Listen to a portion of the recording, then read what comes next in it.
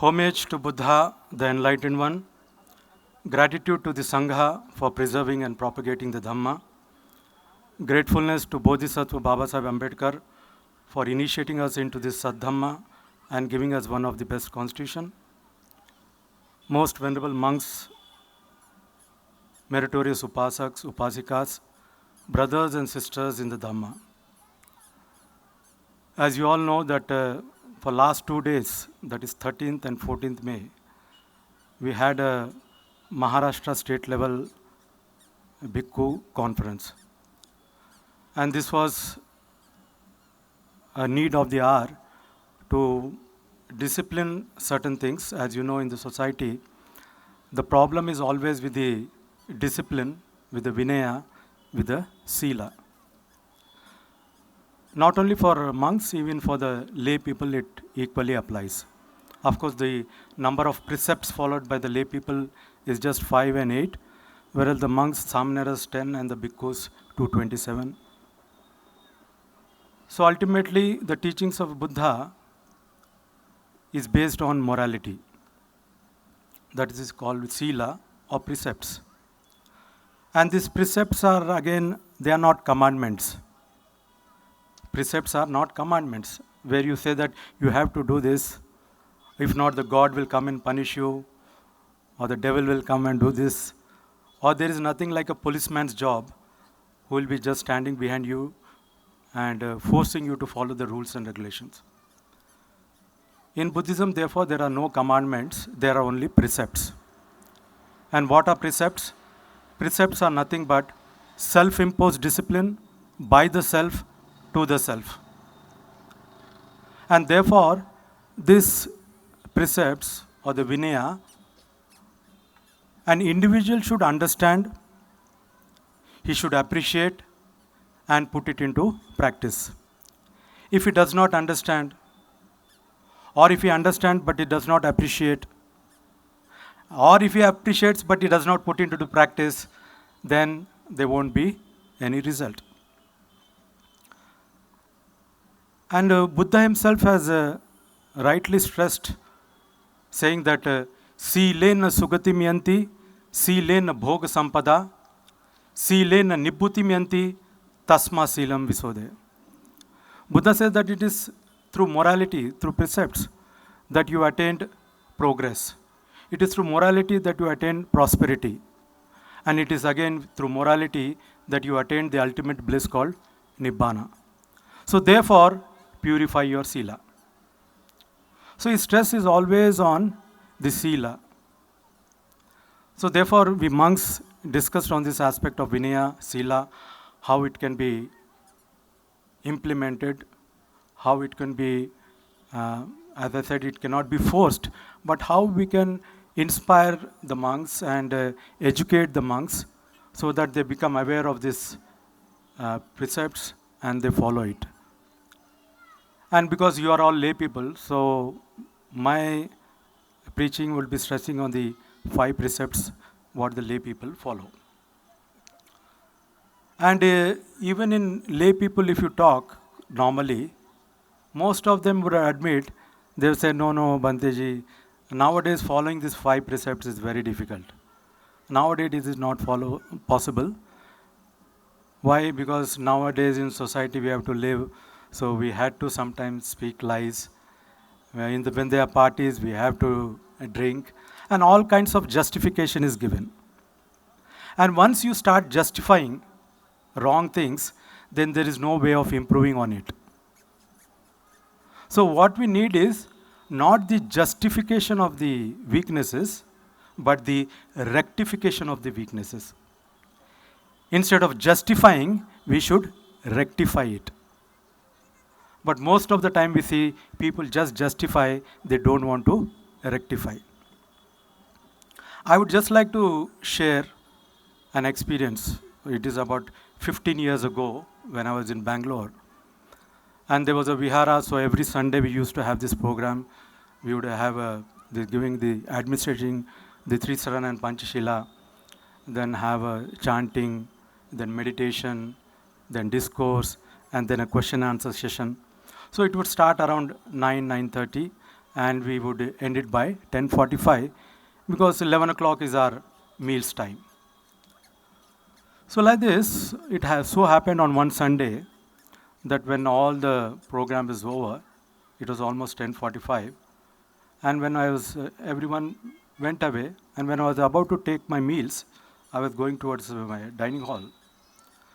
One of the person came there and said, Banteji, please give me 2 minutes, I want to discuss something.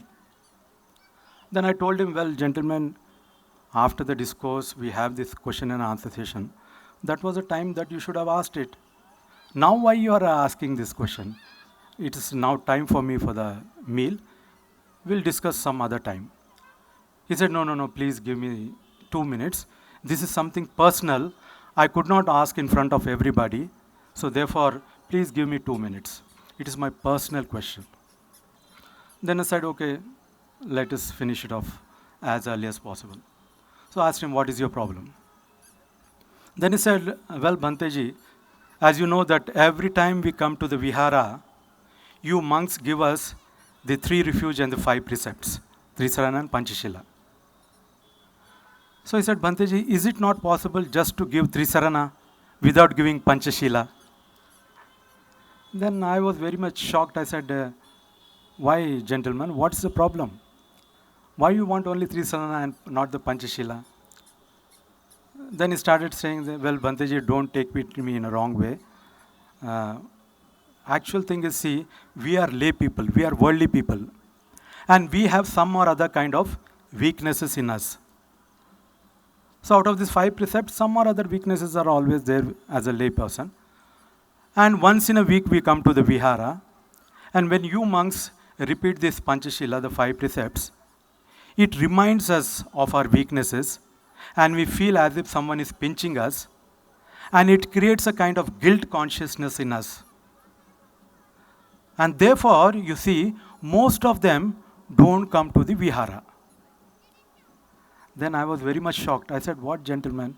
Because it is a city, Bangalore, an educated person, and coming and telling me that most of them don't come to the Vihara because you give Panchashila, and this giving Panchashila reminds them of their weaknesses, and it creates guilt in them, and therefore they feel uncomfortable, and therefore they are not coming to the Vihara. So this was very shocking for me. I said, could you please further explain what the real problem is? Then he said, well, Bhante, I am talking this of the fact. Most of them may not speak to you openly, but I want to openly tell the truth. You see, these very people who don't come to the Vihara, as I told you, but if you go to the other temples outside, you find these very people standing in long queues, pushing each other and trying to have a vision of the temple or the pujari there. Do you know why?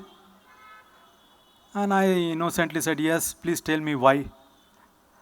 And then he said, well, Bhanteji, because there in the temple, that pujari never tells us that you don't kill, you don't steal, you don't conduct sexual misconduct, you don't speak false, you don't take intoxicants.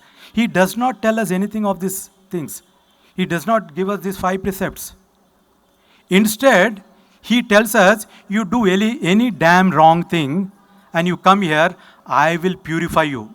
I will clear you all the deeds that you have done, and you are free from the, what you call, guilt or the evils that you have done.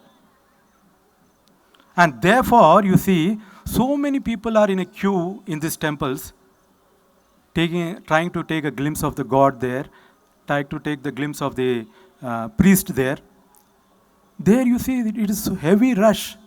And in the viharas, you don't find even hardly 20-25 people. Have you ever thought why it is? And I am trying to explain this is the reason. Because most of the we lay people have some or other weaknesses. And once in a week we come to the vihara and you give us 5 precepts. So directly or indirectly it reminds us of our weaknesses. And that in turn creates guilt in us. And we become uncomfortable, and therefore most of them don't come to the vihara. Whereas when we go to the temple, the pujari never reminds us of these 5 precepts. On the other hand, he says, even if you have broken the 5 precepts, you come here, I will perform a special puja, or you go into some holy river, take a dip, and all your evils will be washed away. Therefore, there is so much heavy rush in the temples. And I was really, in a way, shocked. And also, I realized what really the psychology of a common person or a common man is. Then I told this gentleman, look, gentleman, you are telling that people go to the temples because there the priest does not remind us of the 5 precepts. He does not guide us or instruct us on these 5 precepts. On the other hand, he tells, you break the 5 precepts and come here and I will purify you. So do you really think that a person can break the 5 precepts and just he goes there to the temple and performs a special puja or goes and takes a dip in the holy river? Do you think all his evils will be washed away? Because you are an educated person, please try to answer me sincerely. Do you think really that way the evils will be washed away? And if that is the way the evils get washed away, then what for are these police stations? What are for these courts? Why these judges to give judgment? Then anytime if a person breaks the precepts and the policemen catch them and take to the court, then the judge should say, well, what this person has done, what's the crime? And they may say, okay, he has done a murder or he has raped someone. Then the judge should say, okay, is it so? Now take this person to the temple, perform a special puja and leave him, because that has cleared all the guilt, removed all the evil that he has done. Or take him to the holy river, give him a dip and leave him. Because in that way, if he becomes purified, all his evils get washed away, then why do you require this police station, these jails and these courts and these judgments? And then that Upasaka, he kept quiet. Then I tried to tell him, see Upasaka, it is this kind of attitude that is really spoiling the society. If a person who is so educated, born and brought up in a city, if he is also trying to find some kind of shortcut, whereby he need not follow the 5 precepts, and by somehow he can be removed or purified of his evils just by performing some kind of puja and taking a dip in a holy river, if that is the way even you think it can happen, then what to say about the uneducated people who are living in the villages? What kind of example are you setting them? In what way you are inspiring them to follow the precepts?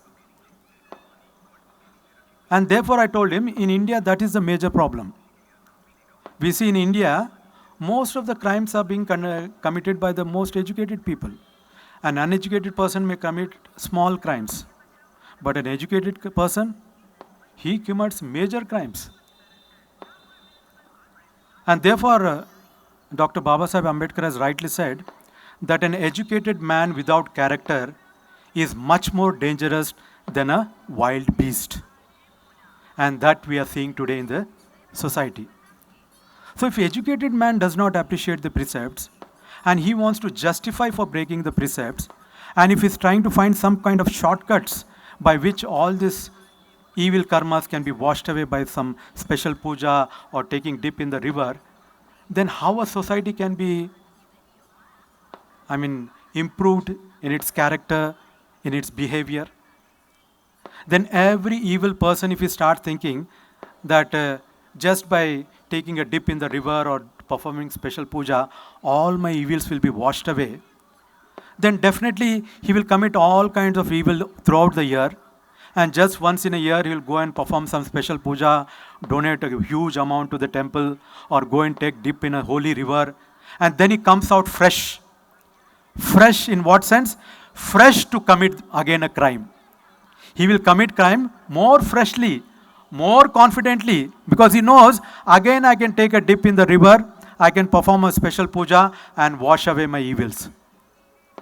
And this is the attitude that is not removing crime in our country.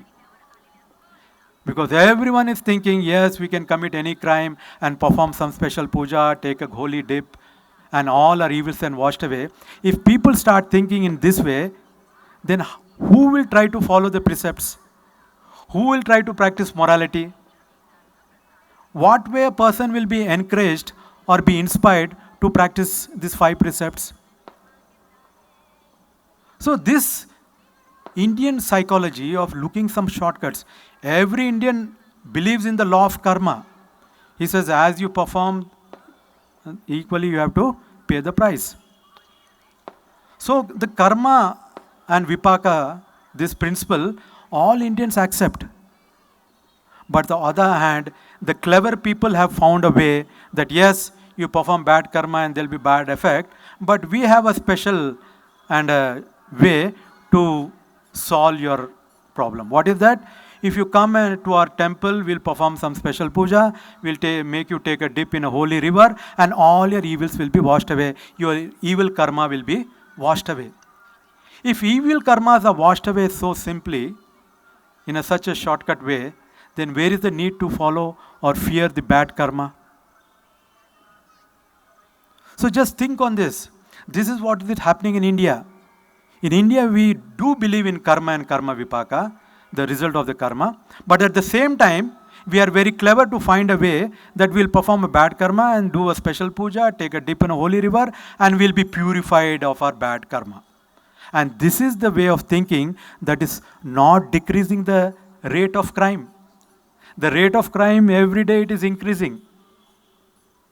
Because everyone has found a shortcut way that do whatever you want evil and take a dip in the river, perform a special puja and get rid of your evil karma. But that is not the way. That may look very pleasing to your ears that yes, we have found a shortcut way to get rid of our bad karma, but in reality, that is not the way. You cannot get rid of your karma by just taking a dip in the river or performing special puja. You can get rid of our karma by making a correction on that particular evil act. So therefore, I would today request the laity to understand, appreciate the law of karma and understand that karma cannot be resolved just by taking a dip in the river or performing special puja, but by making correction that next time I'll do my best to see that I don't perform this bad karma. Thus way you can improve yourself. And if as a lay person, if you are not following 5 precepts, you're not setting that example in front of your children, then how do you expect the monks will be a very moral monk? Because these monks are not falling up from somewhere sky. They are not coming from some other planet. They are coming from your own society. They are born to you, in your homes.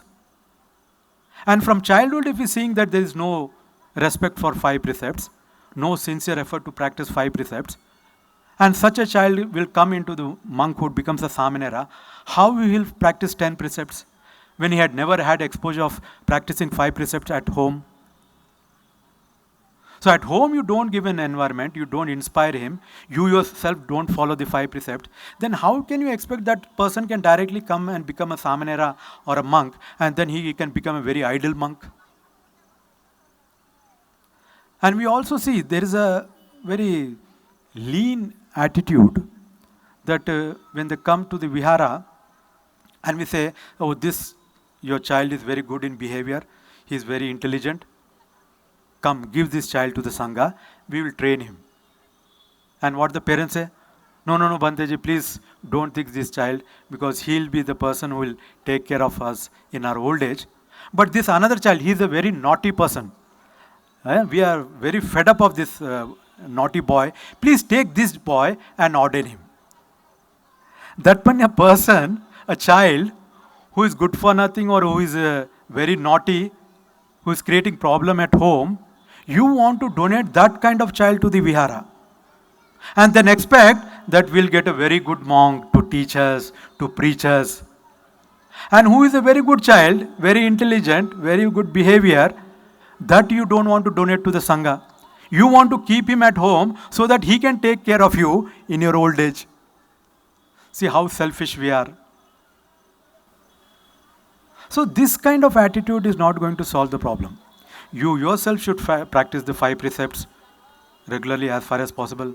Then practice the Uposatha Sila 4 times in a month. That is on the full moon day. Then the new moon day. Then the 8th day. This is called Amavasya, Ashtami, and Purnima. If the child gets exposure of this 5 precepts on a regular basis and the 8 precepts, that is 4 times in a month, if he gets this kind of exposure, and such a child, if he comes and becomes a Samanera or a monk, just imagine how wonderful that monk or Samanera will be. So therefore my request is, please be conscious of these precepts.